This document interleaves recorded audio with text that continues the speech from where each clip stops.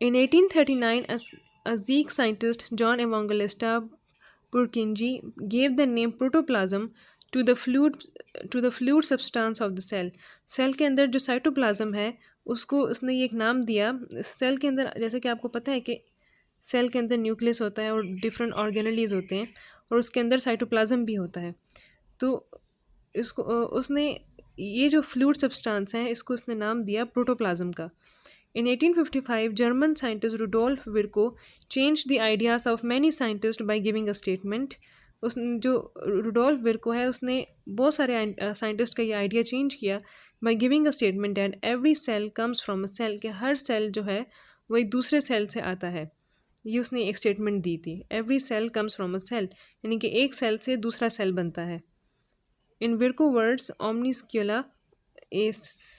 omniscula a cellula.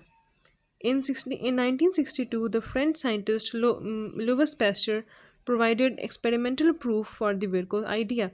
जो French scientist था Louis pasture, उसने ये जो विर्को का जो आइडिया था इसको उसने एक्सपेरिमेंटली तौर पर उसने इसका प्रूफ दिया। He demonstrated that micro organisms could be formed only from the existing bacteria. उसने ये बात इस तरह प्रूफ की, उसने ये कहा कि जो माइक्रो ऑर्गेनिजम्स हैं बैक्टीरिया, ये तभी बन सकते हैं जब ये अपने से पहले जो बैक्टीरिया जो मौजूद था उससे ही एक नया बैक्टीरिया बन सकता है। मतलब वही सारे बार रिप्रोडक्शन की कर रहे थे कि एक बैक्टीरिया जो सेल है उसी से ही एक दूसरा बैक्टीरियल सेल बन सकता है। तो इसके बाद after the first observations of life under microscope, life की जो पहली जो ऑब्जर्वेशंस थे माइक्रोस्कोप में, it took 2 centuries of research to formulate the cell theory. Schwann and Schleiden summarise their observation into 3 conclusions about cells. इतनी सारी observations के बाद माइक्रोस्कोप के अंडर जो ऑब्जर्वेशंस हुई इसमें 2 centuries लग गई सेल थ्योरी को बनने में। और वो फिर स्क्वान और स्केल्जन जो थे, जिसमें स्क्वान ने कहा था कि प्लांट सेल से बने और स्केल्टन ने भी कहा था कि एनिमल सेल से बने हैं, summarise their observations into 3 conclusions about cell. उन्होंने ये सारी ऑब्जर्वेशंस को सेल के बारे में एक 3 conclusions उसके बारे में बनाए, एक इसको समराइज कर दिया इनकी ऑब्जर्वेशंस को 3 conclusions में।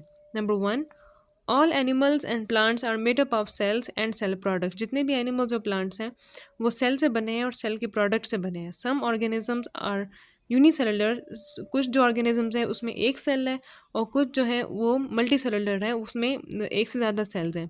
Number 2, cells are the structural and functional units of the living organism. जो सेल जो है वो स्ट्रक्चरल और फंक्शनल यूनिट है लिविंग ऑर्गेनिजम्स के।